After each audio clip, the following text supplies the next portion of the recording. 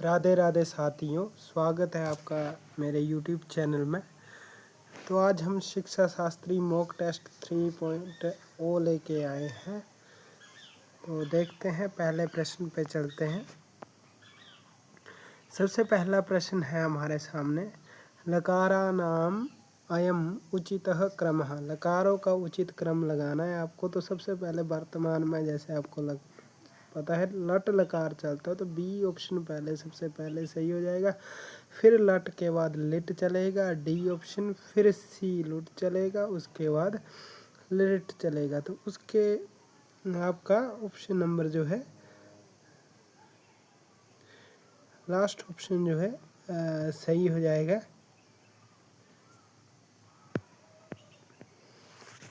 उसके बाद जो है ये आपके पास जो है प्रश्न है आपके पास, इसको एक सूची से दूसरी सूची से मिलान करना है।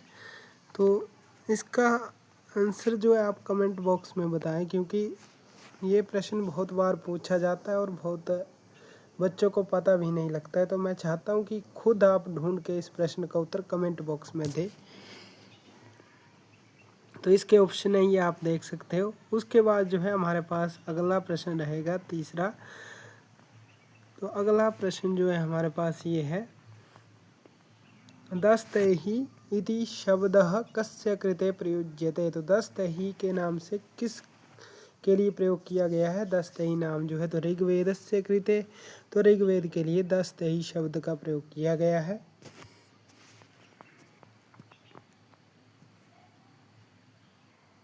उसके बाद अगला प्रश्न है हमारे पास, उपाध्यायाद अधीते इत्यत्र अपादान संज्ञा विधायकः पाणिनि नियमे कह। तो पाणिनि नियम के अनुसार जो है ये जो उदाहरण दिए आपको, इसका जो अपादान संज्ञा किस सूत्र से होती है, इसका उदाहरण क्या है? तो इसका जो है अख्यातो उपयोगे, इसका जो आंसर हो जाएगा चौथा।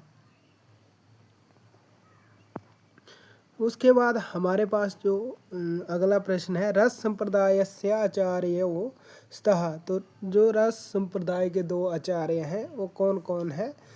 तो सबसे पहले जो है हमारे पास भरत मुनि जो है रस संप्रदाय के प्रवर्तक हैं, और अभिनव गुप्त ने भी रस संप्रदाय पे बात की है। रस संप्रदाय के सपोर्टर हैं ये। तो भरत मुनि और अभिनव गुप्त जो है दो हो जाएंगे, ए और डी। तो ए और डी जो है हमारे पास ऑप्शन नंबर 3 में है। तो हमारा ऑप्शन नंबर 3 जो है सही हो जाएगा। उसके बाद हमारा अगला प्रश्न है, हमें कालक्रमानुसारम अधोलिखित ग्रंथानाम समुचित क्रमम चिनुतः। तो काल क्रम के अनुसार आपको चुनना है। तो सबसे पहले महाभाष्य जो है पतंजलि जी आए हैं। उसके बाद हमारे काशिका वृत्ति आई है। उसके बाद ये शब्द कौस्तुभम, और उसके बाद व्याकरण सारभूषण इत्यादि, और उसके बाद जो शब्देंदु शेखर जो कि हमारे नागेश भट्ट की। तो नागेश भट्ट जो है यहाँ पे लगभग सबसे अंतिम रहेंगे, और सबसे पहले जो है हमारे पतंजलि जी महाभाष्य रहेंगे। तो हमारा जो ये हो जाएगा CBAD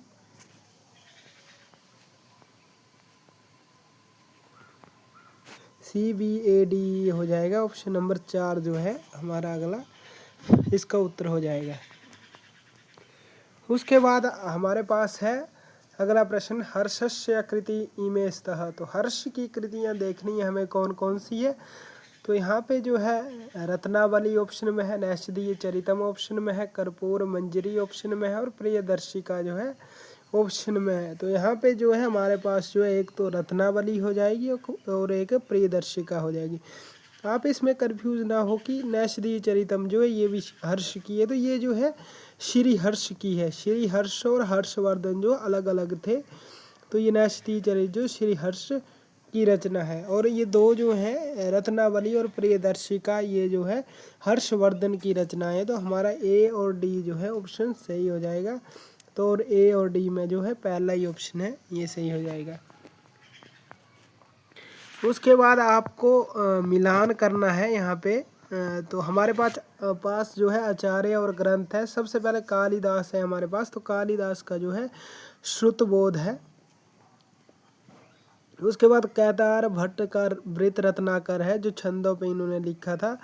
और सुवृत तिलकम जो है ये क्षेमेंद्र का है। और पिंगल का जो है छंद सूत्रम जो है ये पिंगल का है। तो इस प्रकार से जो है हमारे ऑप्शन सही हो जाएंगे।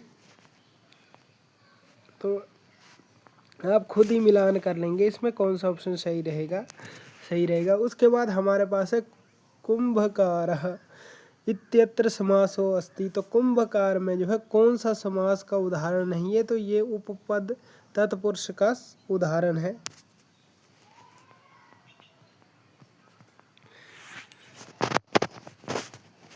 उसके बाद हमारे पास अगला प्रश्न है, ये कवियों का कालक्रम के अनुसार आपको सजाना है, काल क्रमेण अनुसारम। तो सबसे पहले कौन से कवि आए हैं, तो आपको ये देखना होगा। यहाँ पे जो है सबसे पहले यहाँ पे सबसे प्राचीन जो है शूद्रक होंगे। उसके बाद भारवी, भट्ट नारायण और श्रीहर्ष वाल्मीकि के आसपास है। तो यहाँ पे हमारे पास BCDA जो है ऐसा ऑप्शन हो जाएगा। BDCA जो है हमारे पास ऑप्शन हो जाएगा। तो पहला ही ऑप्शन हो जाएगा। सबसे पहले जो है हमारे पास शूद्रक आए हैं, फिर उसके बाद जो है भारवी छठी शूद्रक का दूसरी से तीसरी शताब्दी के मध्यम समय रहा है। उसके बाद हमारे पास भारवी का छठी शताब्दी के आसपास रहा है।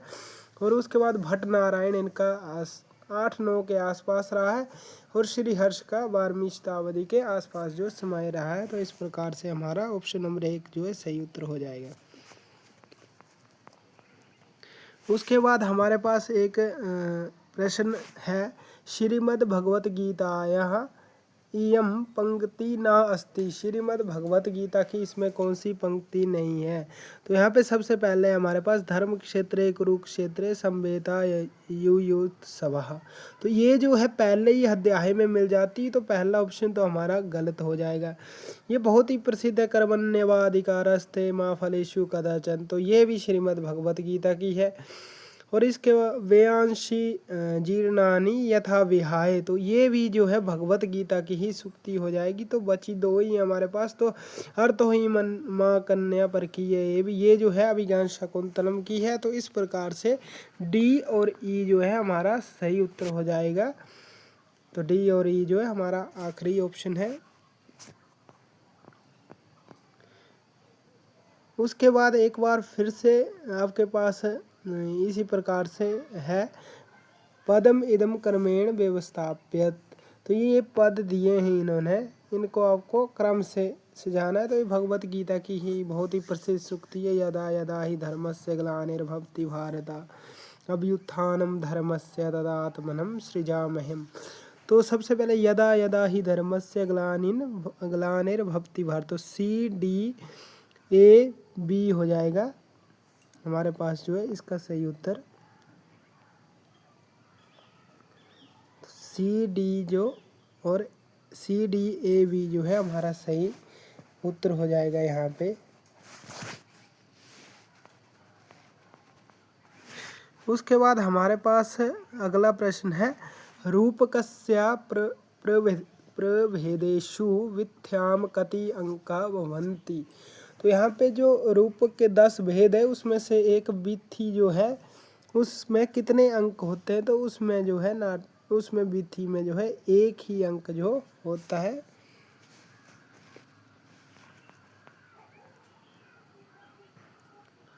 अगला प्रश्न है हमारे पास, बोतो गुणवचनात् इति सूत्रेण का प्रत्यय विधीयते। तो बोतो गुणवचनात् से कौन सा प्रत्यय होता है, तो इससे जो है घीस प्रत्यय हो जाएगा। उसके बाद अगला प्रश्न है हमारे पास, मानव जीवनम प्रारंभते। मानव जीवन का आरंभ कहाँ से होता है, तो अन्नेन। अन्न तो जो है हमारा 6 महीने के बाद ही खिलाया जाता है। तो ये पहला ऑप्शन तो गलत हो ही जाएगा। उसके बाद धनेन, तो धन से भी नहीं होगा। उसके बाद संस्कारेण जी, संस्कार जन्म से पूर्व भी और आरंभ से भी हो जाते हैं, और शिक्षा से भी, जब से जन्म लेता है बेशक जन्म से पूर्व भी शिक्षा ग्रहण करने शुरू कर देते हैं। तो संस्कार और शिक्षा ऑप्शन नंबर 3 और 4 जो है यहाँ पे सही उत्तर हो जाएगा। उसके बाद अगला हमारा है सर्व शिक्षा अभियानस्य मुख्य उद्देश्यम अस्ति। तो शब्द सर्व शिक्षा अभियान जो है उसका मुख्य उद्देश्य क्या था? तो उनका मुख्य उद्देश्य, तो ये बहुत ही सरल प्रश्न है, अष्टमी कक्षा पर्यंतम गुणात्मक शिक्षा प्रदानम। तो 8वीं कक्षा तक जो है शिक्षा प्रदान करनी है। 14 वर्ष की आयु तक सर्व शिक्षा अभियान का जो आई थी कि सभी के लिए शिक्षा अनिवार्य है। तो ये अनुच्छेद 21A में जो है इसकी चर्चा मिलती है संविधान की। ये जो हमारा सर्व शिक्षा अभियान है तो ये आपको याद रखना है।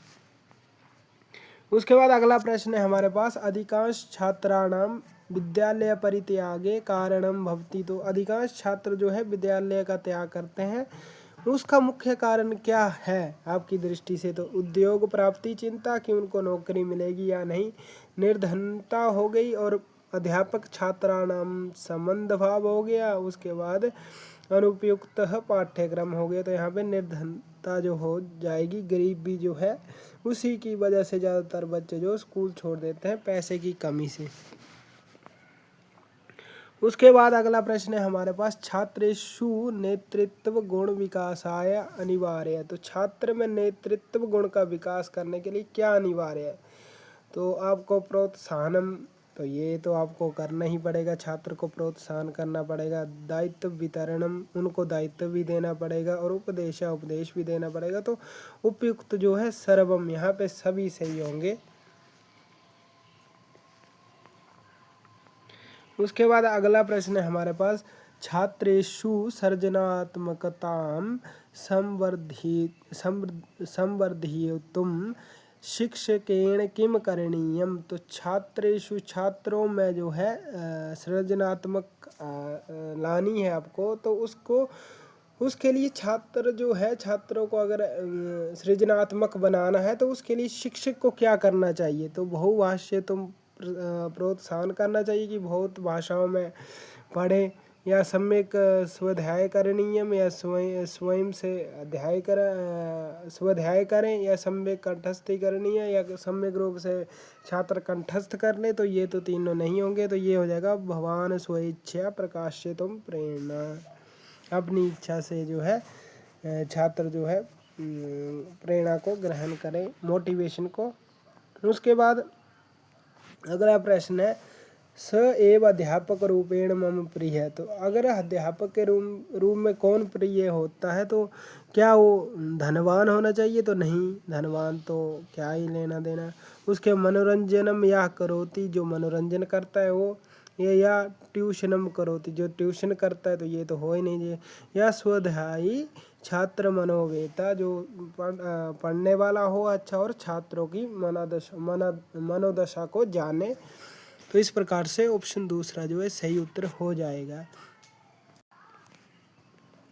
उसके बाद अगला प्रश्न है हमारे पास, सुयोग्य शिक्षक वर्तते। तो सुयोग्य शिक्षक कौन होता है आपके सामने ये कहा गया है। तो हमारा जो है यहाँ पे हो जाएगा, यो विद्यार्थी नाम व्यवहारे वांछित परिवर्तनम आनयति। तो ये ऑप्शन नंबर सी सही उत्तर हो जाएगा। कक्षायाम अध्यापकस्य मित्रम भवति। तो कक्षा में अध्यापक का मित्र कौन होता है? धनम श्याम फलकम छात्रः पुस्तकम। तो यहाँ पे श्याम फलकम जो है हो जाएगा। उसके बाद अगला प्रश्न है हमारे पास, धर्म एव हतो हन्ति धर्मो रक्षति रक्षितः इत्यम उक्ति कुत्रोपलभ्यते। तो ये उक्ति कहाँ से उपलब्ध होती है, किस ग्रंथ में मिलती है? तो ये मनुस्मृति की बहुत ही प्रसिद्ध सूक्ति है। अगला प्रश्न है हमारे पास, श्रीकंठ पद लांछनः इति कस्य कवे नाम, तो ये किस कवि को कहा गया है? तो ये बहुत ही प्रसिद्ध है, महाकवि भभूति को जो है ये कहा गया है।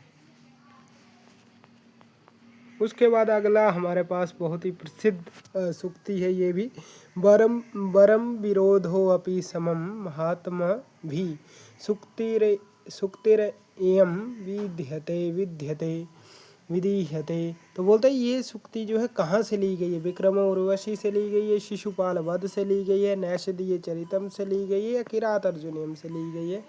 तो ये जो है हमारे किरात अर्जुनीयम महाकाव्य से ली गई है। उसके बाद अगला प्रश्न है हमारे पास नैदम महाकाव्यम। तो ना इदम महाकाव्य, इसमें कौन सा महाकाव्य नहीं है? तो कुमार संभव जो है महाकाव्य है, इसमें जो है 17 सर्ग हैं। उसके बाद हमारा शिशुपाल वध महाकाव्य है, इसमें जो है 20 सर्ग है। उसके बाद नैषधीय चरितम, ये भी हमारा महाकाव्य है, इसमें जो है हमारे पास जो है 22 सर्ग है। ये जो है ऋतुसारम जो है ये नहीं है, तो ये कालिदास की रचना है, तो ये हमारा ऑप्शन सही हो जाएगा। इसमें ये जो है महाकाव्य नहीं है, ऋतुसार। उसके बाद 2 कथन दिए हैं आपको, तो पढ़ते हैं हम क्या क्या प्रश्न दिए। तो हमें कहा है भर्तृहरि प्रणीतानि त्रीणि शतकानि प्रसिद्धानि सन्ति। तो क्या भर्तृहरि के द्वारा जो प्रणीत 3 शतक प्रसिद्ध है? तो जी हाँ, 3 शतक प्रसिद्ध है। अब देखते हैं आगे कथन 2 क्या बोलता है। तत्र भर्तृहरि प्रणीतम भाव शतकम अतीव लोकप्रियम विद्यते। क्या भर्तृहरि के द्वारा भाव शतक नाम का कोई ग्रंथ है, वो बहुत प्रसिद्ध है, इनका बोलने का अर्थ है। लेकिन हम देखते हैं भर्तृहरि की जो 3 शतक प्रसिद्ध है, वो श्रृंगार शतक, नीति शतक और वैराग्य शतक, ये 3 ही हमें मिलते हैं। भाव शतक नाम का कोई भी हमें जो है नहीं मिलता है। तो यहाँ पे भाव शतकम जो है ये नेगेटिव हो जाएगा, तो ए कथन जो है ये सही है और बी जो है गलत है।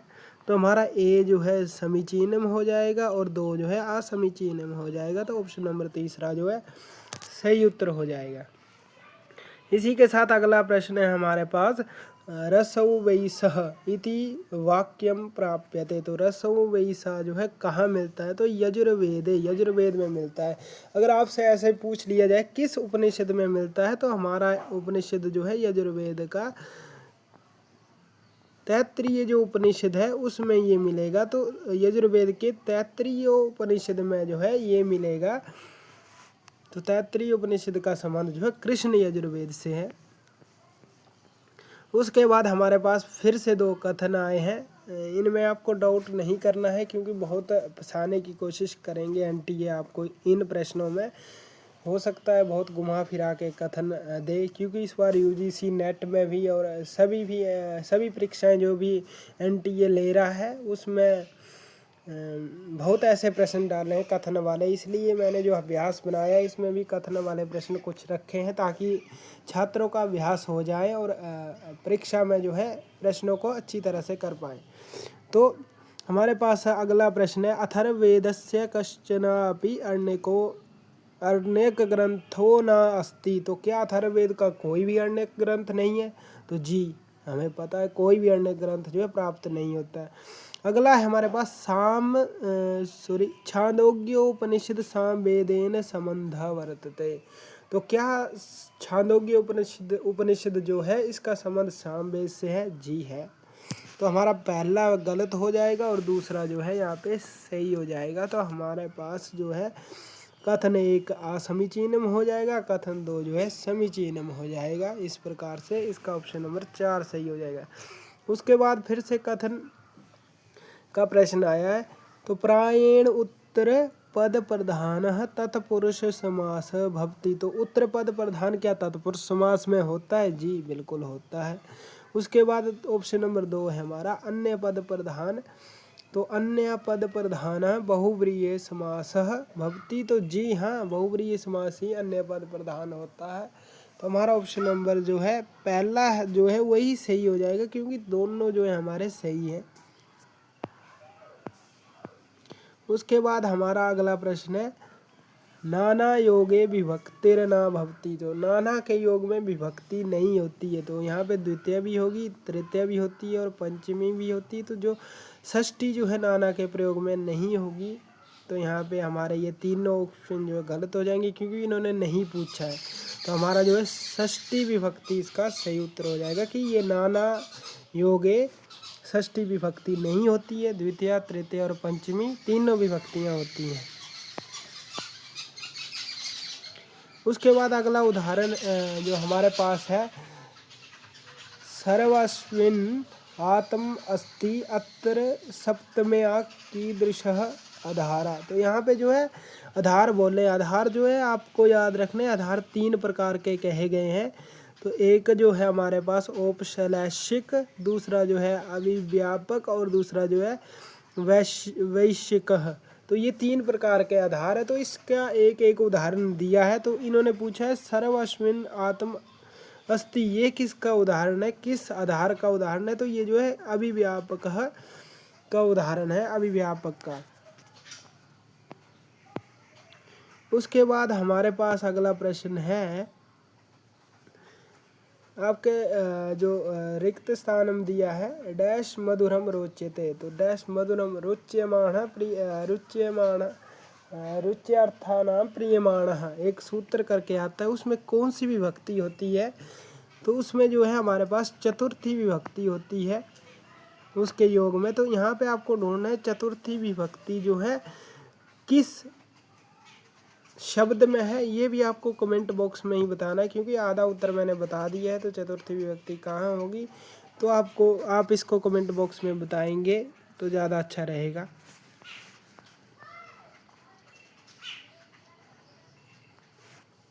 उसके बाद अगला प्रश्न है हमारे पास, मृडानी शब्दे प्रत्ययो वर्तते। तो मृडानी शब्द में कौन सा प्रत्यय होगा। तो यहाँ पे जो है घीस प्रत्यय हो जाएगा, क्योंकि सूत्र जो है हमारे पास है कि इंद्र रुद्र वरुण शरभ, इंद्र रुद्र वरुण शरभ मृड इत्यादि जो भी सूत्र है उसमें जो ये सारे शब्द आ जाते हैं। तो इसमें उस सूत्र के अनुसार जो है घीस प्रत्यय हो जाएगा।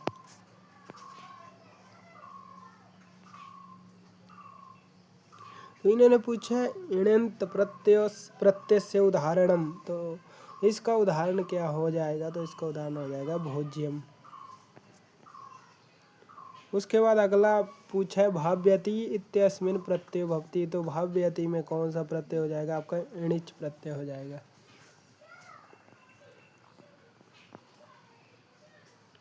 उसके बाद आपके पास ग्रंथ है, कई बार ऐसा ग्रंथ पूछ लेते हैं, कई बार क्या मैक्सिमम ऐसे ही ग्रंथ पूछते हैं जो बच्चे को नहीं आए। तो मैं भी एक ऐसा प्रश्न पूछने की कोशिश की है जो ज़्यादातर बच्चों को ना आए या थोड़ा टफ हो। तो बच्चे जो है पहले से ही सतर्क रहे, तो अच्छे टफ जो हमारे रचनाएं हैं उनको ही आप थोड़ा सा उन पे भी दृष्टि डालने परीक्षा से पहले। तो संगीत दर्पण इति कस्य ग्रंथो अस्ति। तो ये संगीत दर्पण जो है किसका ग्रंथ है, ये तो पंडित दामोदर का जो है ग्रंथ है संगीत दर्पण है। उसके बाद अगला प्रश्न है हमारे पास, अतिमानस्य संकल्पना अनेन प्रस्तुता। तो अतिमान की जो है संकल्पना किसने की थी, तो अरविंदेन ने जो है ये की है।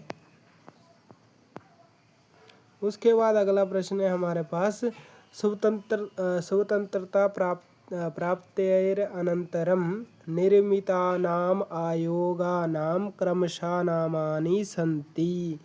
तो स्वतंत्रता के बाद जो हमारे आयोग आए हैं उनका जो है आपको क्रम लगाना है। तो सबसे पहले जो है विश्वविद्यालय आयोग आया है, तो वो हमारा है नहीं। तो ये ऑप्शन नंबर आपका जो है बी उत्तर हो जाएगा।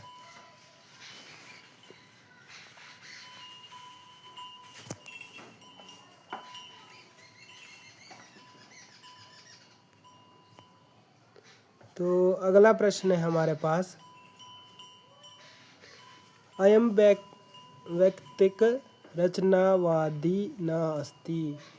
तो वैयक्तिक रचनावादी कौन नहीं है, तो जीन प्याजे हैं, तो ये गलत हो जाएगा। वाइगोत्स्की भी है, ब्रूनर भी है। तो यहाँ पे जो है आसवेल जो है ये नहीं है, तो इनका ये वाला ऑप्शन सही हो जाएगा।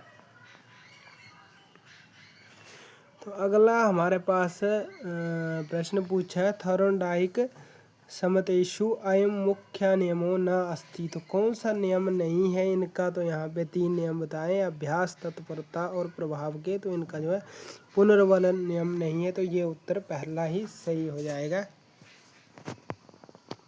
उसके बाद हमारे पास एक और जो है सूची आई है। तो सबसे पहले जैसे हमारे पास है महात्मा गांधी। तो महात्मा गांधी की क्या थी? तो जैसे कि बुनियादी शिक्षा थी, तो ए का जो है हमारा जो है बी ऑप्शन हो जाएगा। उसी प्रकार से हमारा जो है शांति निकेतन किसकी हो जाएगी? तो टैगोर की हो जाएगी। तो बी का जो हमारा एक ऑप्शन हो जाएगा इस प्रकार से। तो हमारा इस प्रकार से जो है ऑप्शन नंबर एक का जो है महात्मा गांधी की बुनियादी शिक्षा, टैगोर का जो है शांति निकेतन हो जाएगा, और अरविंद का जो है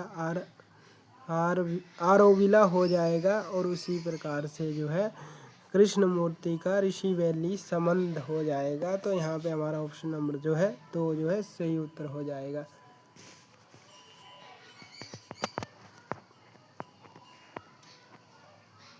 तो अब हमारे पास अस्तित्ववादिनः सन्ति। तो अस्तित्ववादिना कौन कौन है इसमें जो है?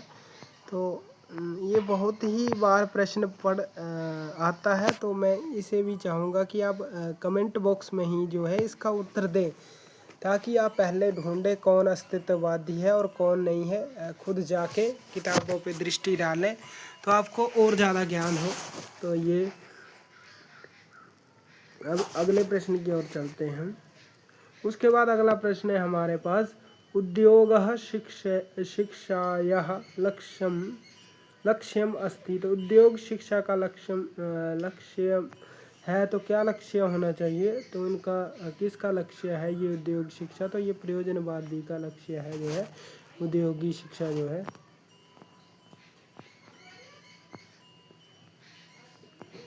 उसके बाद अगला प्रश्न है हमारे पास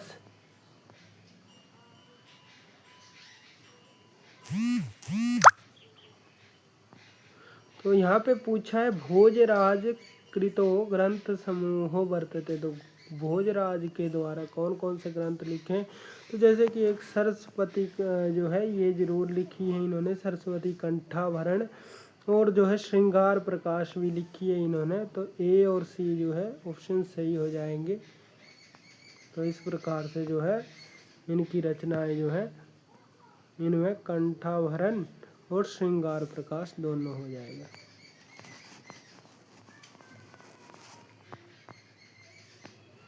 उसके बाद अगला प्रश्न है हमारे पास रघुवंशम से प्रश्न है महाकाव्य से। तो रघुवंशम महाकाव्यस्य द्वितीय सर्गे संदर्भः सन्ति। तो द्वितीय सर्ग में कौन कौन जो सर्ग है जो यहाँ पे सर्ग से संबंधित संदर्भ है यहाँ पे? तो रघु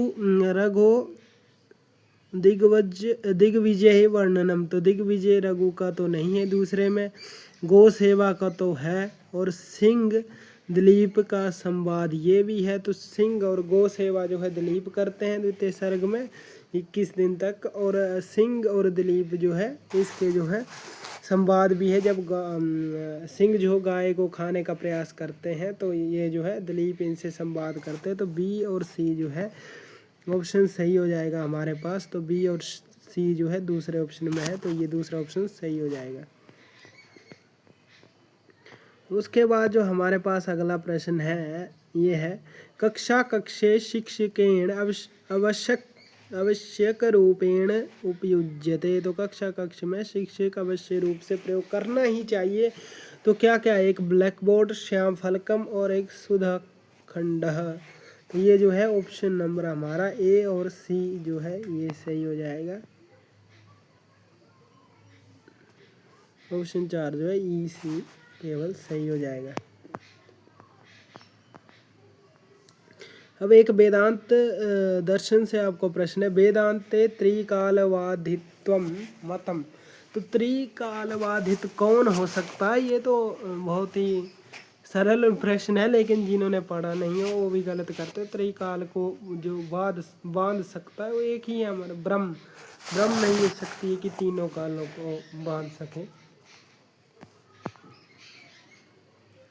अब अगला प्रश्न है हमारे पास, अयम शब्द गीप प्रत्यांत न अस्ति। तो यहाँ पे जो है गीप प्रत्यांत शब्द नहीं है, तो कुमारी जो है ये गीप प्रत्यय हो जाता है व्यसी प्रथम सूत्र से। उसके गौतमी में भी ओतसी प्रेयसी, तो ओतसी में जो है यहाँ पे नहीं होगा, तो ये ऑप्शन सी से ही हो जाएगा। उसके बाद अगला प्रश्न है हमारे पास, लावणिकी शब्दे प्रत्ययो वर्तते। तो लावणिकी शब्द में प्रत्यय है, तो इसमें जो है ठय प्रत्यय हो जाएगा, ऑप्शन नंबर सी। उसके बाद अगला प्रश्न जो है हमारा तदित से है। तदितेषु अत्र प्रत्ययस्य प्रयोगो विद्यते। तो णेय प्रत्यय किस में है? तो यहाँ पे जो है अदित्य में जो है णेय प्रत्यय होगा, तो ये हो जाएगा हमारा ऑप्शन नंबर सी सही। उसके बाद अगला प्रश्न है हमारे पास, दृश्य श्रव्यत्वं भेदेन पुनः काव्यम द्विविधः मतम इति मतम कस्मिन् ग्रंथे वर्तते। तो दृश्य और श्रव्य दो प्रकार के काव्य है। एक किसने कहा है? तो साहित्य दर्पण में जो है विश्वनाथ जी ने कहा है।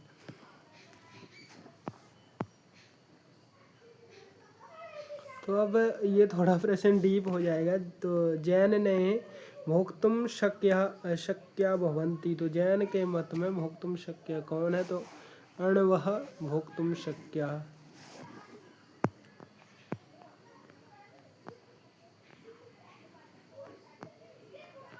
उसके बाद जो है अगला प्रश्न हमारे पास है, अद्वैत वेदांत अनुसारम अधोलिखितानाम क्रमम चिन्हितः। तो अद्वैत वेदांत के अनुसार जो है आपको ये क्रम चुनना रहेगा। तो इसमें से आप सबसे पहले जो है हमारे पास डी जो ऑप्शन है वो सही हो जाएगा। आंतरिक इंद्रियों के बारे में बात करेंगे, तो आंतरिक के बाद हम बाहिर इंद्रियों की बात करेंगे, तो ए हमारा सही हो जाएगा। और इसी प्रकार से आप मिलान कर सकते हैं। तो ऑप्शन नंबर जो है हमारा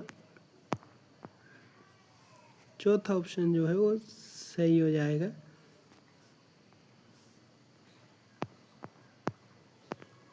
उसके बाद हमारे पास जो अगला प्रश्न रहेगा, जो बोध ने चित्त और अचितात्मक जो स्कंद है उनका जो भेद है, स्कंद जो 5 प्रकार के बताए हैं उनका क्रम चुनना है आपको बोध के अनुसार। तो सबसे पहले यहाँ पे क्या आएगा? रूप, विज्ञान, वेदना, संज्ञा और संस्कार। संस्कार जो है अंतिम में आएगा, डी ऑप्शन हम देखेंगे सबसे अंत में। तो A B C E D जो है हमारा सही उत्तर हो जाएगा। उसके बाद हमारे पास अगला प्रश्न है, कस्मिन् काव्ये मंदाक्रांता छंदसः एवं प्रयोगो विहितः। तो किस काव्य में है मंदाक्रांता छंद का प्रयोग हुआ है बहुत अच्छी तरह से? तो ये तो मेघदूत जो है मंदाक्रांता छंद के लिए बहुत ही प्रसिद्ध है। उसके बाद हमारे पास अगला प्रश्न है, कश्मीर इतिहास आधारितम काव्यम अस्ति। कश्मीर जो इतिहास पर आधारित एक काव्य है वो कौन सा है? तो राज तिरंगणी जो है कलहण की ये रचना है, जो कि 1150 के आसपास जो है इसकी रचना रही है। तो ये कश्मीर काव्य है, कश्मीर के इतिहास पर आधारित काव्य है।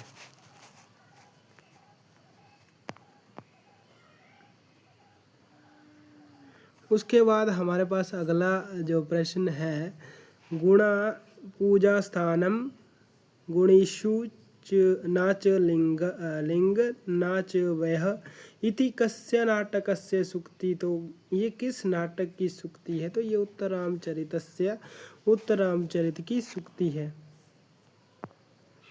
उसके बाद अगला प्रश्न है हमारे पास, ओम पूर्णमदः पूर्णमिदं पूर्णात् पूर्णम् उद्दिच्यते इति कस्या उपनिषदः पंक्ति, किस उपनिषद की पंक्ति है? तो ये बहुत ही प्रसिद्ध है, शांति मंत्र बृहदारण्यक उपनिषद का।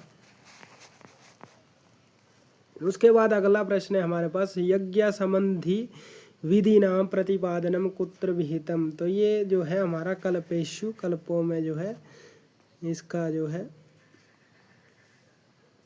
प्रतिपादन मिलता है। उसके बाद हमारे पास जो है एक वाच्य परिवर्तन है। तो यहाँ पे वाच्य परिवर्तन का एक उदाहरण दिया है, मया एकम पुस्तकम पठ्यते। तो पहले से ये कर्म वाच्य में है तो आपको कर्तृवाच्य में बदलना है। तो मया को अहम हो जाएगा, तृतीय को प्रथमा हो जाती है। तो ये दो ऑप्शन तो पहले ही गलत हो जाएंगे हमारे। तो उसके बाद जो है कर्म आएगा तो एकम, उसके बाद सभी में एकम पुस्तकम। तो इसके साथ अहम के साथ क्या लगेगा, तो यहाँ हम के साथ जो है पठामी लगता है। तो हम एकम पुस्तकम पठामी। तो पहला ही ऑप्शन जो है सही हो जाएगा हमारा। उसके बाद एक कर्म वाच्य में है जो आपको कर्म वाच्य में बदलनी है कर्तृवाच्य में। तो ऑप्शन है जो हमारे पास दिया इन्होंने, मालाकारः पुष्पैः मालाः रचयन्ति। तो ये है हमारे पास, इसको कर्म वाच्य में परिवर्तन करना है हमें। तो तृतीय विभक्ति का सबसे पहले प्रयोग करते हैं। तो हमारे पास मालाकारैः पुष्पैः माला रच्यन्ते। तो ये हो जाएगा हमारे पास ऑप्शन नंबर तीसरा सही।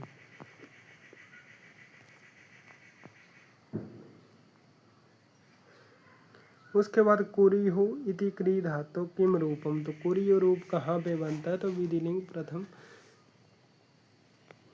पुरुष बहुवचन में आपका ये रूप बनेगा।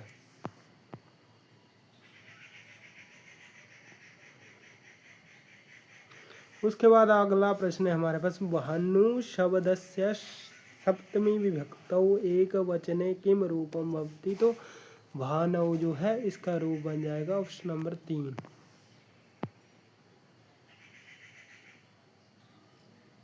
उसके बाद अगला प्रश्न है हमारे पास, माम नो निकः पुरुषत्राः नमस्ते वर्तते। तो ये जो सूक्ति है ये कहाँ से ली गई है, तो ये विश्वामित्र नदी संवाद सूक्त से ली गई है। उसके बाद अगला प्रश्न है हमारे पास, जलाश इति विशेषणम। जलाश किसका विशेषण है, अन्य नाम है। तो ये रुद्र को कहा गया है जलाश, रुद्रस्य।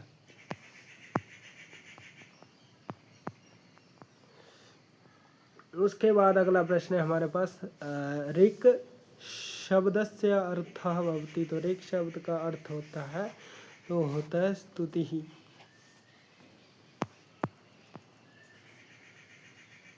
तो अगला प्रश्न है हमारे पास, छंदोवद् वेदो अस्ति। तो छंदोवद् कौन सा वेद है हमारे पास, तो ये ऋग्वेद है। अब शिक्षण अभिरुचि से प्रश्न रहेंगे। तो शिक्षण अभिरुचि कस्याम प्रवृत्तो स्पष्टतया दृश्यते। तो किस से स्पष्ट होती है जो शिक्षण अभिरुचि है, तो ये तो छात्र कल्याणे समर्पणे। उसके बाद अगला प्रश्न है हमारे पास, यदि कश्चित छात्रः अत्यंतम मेधावी अस्ति शिक्षिका किम कुर्यात्। अगर कोई छात्र बहुत ही मेधावी है तो इसके लिए शिक्षक को क्या करना चाहिए, तो ये इसके लिए शिक्षक को क्या है, उसकी प्रतिभा को जानकर उस छात्र की उसको सेवा करना चाहिए। तो यहाँ पे जो है हमारा ऑप्शन नंबर 3 सही हो जाएगा। तस्य प्रतिभां समुचित रूपेण विकासेत अन्यान अपि प्रेरयत। तो उसकी जो प्रतिभा है उसका विकास करके अन्य जो छात्र हैं उनको भी प्रेरित करना चाहिए। अब जो हमारी आंतरिक प्रेरणा है कथम वर्धते, वो कैसे उसका वर्धन होता है, बढ़ती है वो। तो हमारे पास ऑप्शन है केवलम पुरस्कारे।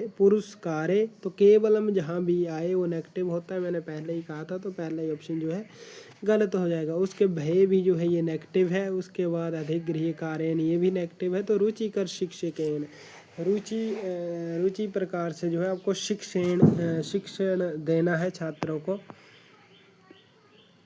अगला है हमारे पास, यदि छात्रः पुनः पुनः त्रुटिं करोति तर्हि शिक्षकस्य युक्तमं व्यवहारः का। अगर छात्र बार बार त्रुटि करता है तो शिक्षक को क्या करना चाहिए? तो सार्वजनिक तिरस्कार कर देना चाहिए? बिल्कुल नहीं, ये छात्र इससे और नेगेटिव हो जाएगा। उपेक्षा भी नहीं और दंड में वृद्धि भी नहीं, तो इसमें व्यक्तिक मार्गदर्शन खुद से ही पूछ के समझाना चाहिए, एक व्यक्तिक रूप से पर्सनली मार्गदर्शन करना चाहिए। उसके बाद अगला प्रश्न है हमारे पास, यदि कक्षायां बहवः छात्रा विषये अरुचिं प्रदर्शयन्ति तर्हि उत्तमः शिक्षकः किम् आचरेत्। यदि कक्षायां बहवः छात्रा बोलता है, कक्षा में यदि बहुत से छात्र अरुचि, विषय के प्रति अरुचि का प्रदर्शन कर रहे हैं, दिखा रहे हैं, तो तभी उत्तम शिक्षकः किम आचरे, तो उत्तम शिक्षक को क्या करना चाहिए? तो यहाँ पे जो है हमारे पास ये ऑप्शन है 4, इसमें से जो है आपको कोई अलग जो है शिक्षण पद्धति नूनतया रूपेत, शिक्षण पद्धति को नया रूप देकर बच्चों को पढ़ाना चाहिए नए तरीके से। उसके बाद अगला हमारा है, कोठारी आयोगस्य प्रमुखम वाक्यम किम। तो कोठारी आयोग का जो है प्रमुख वाक्यम क्या है? तो शिक्षा राष्ट्रीय विकासस्य साधनम, इनका प्रमुख जो है वाक्य है। तो अगला प्रश्न है हमारे पास एक और, स्वतंत्र भारतस्य विश्वविद्यालय शिक्षा आयोगस्य मुख्य दार्शनिक आधार का वर्तते। तो इनका मुख्य जो आधार है ये क्या है, किस पर इस विश्वविद्यालय ने जो है विचार किया है? तो ये आदर्शवाद को प्रमुख रूप से इस पे विचार करते हैं। तो इसी के साथ बहुत बहुत धन्यवाद। वीडियो अच्छी लगे तो लाइक करना, शेयर करना और चैनल को सब्सक्राइब करना।